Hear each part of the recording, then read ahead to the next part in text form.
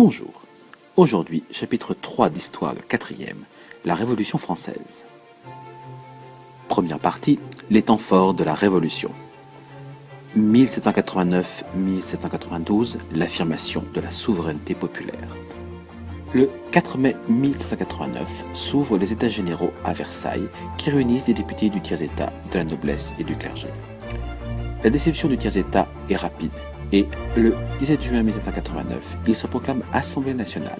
C'est la fin de la monarchie absolue en France. La souveraineté appartient désormais au peuple, à la nation. Les députés vont se rassembler pour donner à la France une constitution. Le 14 juillet 1789, en prenant la Bastille, le peuple de Paris apporte son soutien à l'Assemblée. Pour réagir aux nombreuses attaques de châteaux partout en France, les députés décide d'abolir les privilèges dans la nuit du 4 au 5 août 1789. Et, le 26 août 1789, il proclame la Déclaration des droits de l'homme et du citoyen qui pose les bases de la future Constitution.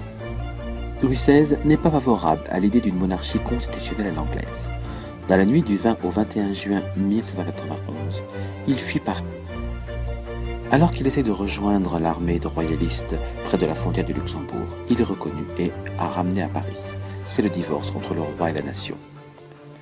En septembre 1791, une constitution votée par l'Assemblée constituante donne au roi les pouvoirs exécutifs. Cependant, la séparation des pouvoirs est instaurée et le pouvoir législatif appartient à l'Assemblée élue. De grands principes sont rappelés. Le pouvoir vient du peuple, c'est ce qu'on appelle la souveraineté populaire, la liberté et l'égalité à la naissance. 1792-1799, la République, la guerre, la terreur. En 1792, la France rentre en guerre contre l'Autriche et la Prusse qui craignent les idées de la Révolution. La France subit de graves défaites. Louis XVI, considéré comme complice de l'ennemi, est renversé par les sans-culottes parisiens le 10 août 1792.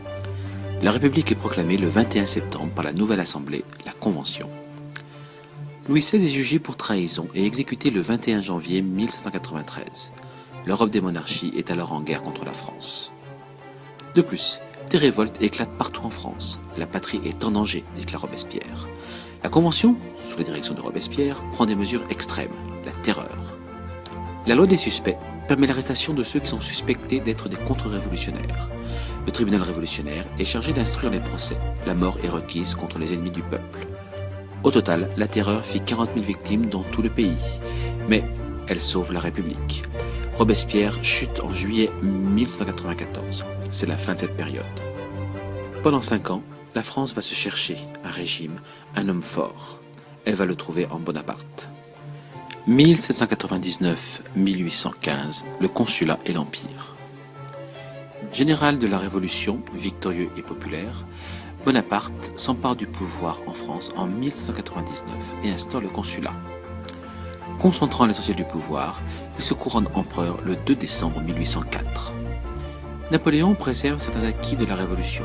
Ainsi, le Code civil, rédigé en 1804, confirme l'égalité de tous devant la loi ainsi que les libertés individuelles, mais il met en place un régime autoritaire garantissant un retour à l'ordre.